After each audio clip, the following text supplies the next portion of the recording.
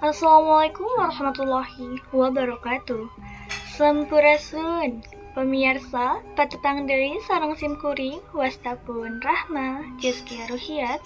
Pamirsa dina danget ayeuna simkuring baris nyarengan pamirsa sadayana dina acara Warawiri Warta Sunda Warta Kiwari edisi Senin 16 Maret 2020 genep. Balukar daina secai anu kurang hade Jalan Raya Kopo Soreang anu pernah di Kacamatan Soreang, Kabupaten Bandung raruksak.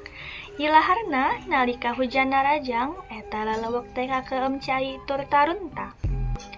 Jalan Raya Kopo Soreang anu pernah di Kacamatan Soreang, Kabupaten Bandung raruksak. Alatan limpasna cai drainase. Saban hujan narajang, cai tina drainase ti eta daerah remen limpas tepi ka paimahan warga. Samalah tepi ka ngabalukarkeun bagian aspal jalanan lelepasan, lian teh kitu runtah anu kabawa ku caah remen nganggo gunung ti trotoar jalan.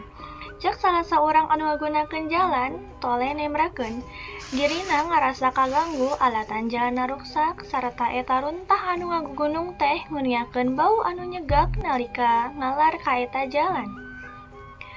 Bukituna dirina miharep eta pasoalan jadi pusar panitenan pamarentah sangka jalana moal tepi karaduksak deui geuning kelar kacilakaan.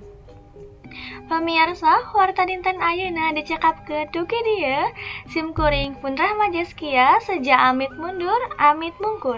Bobo sapanon capang sapakan hapunten samudaya kalepatan. Wassalamualaikum warahmatullahi wabarakatuh.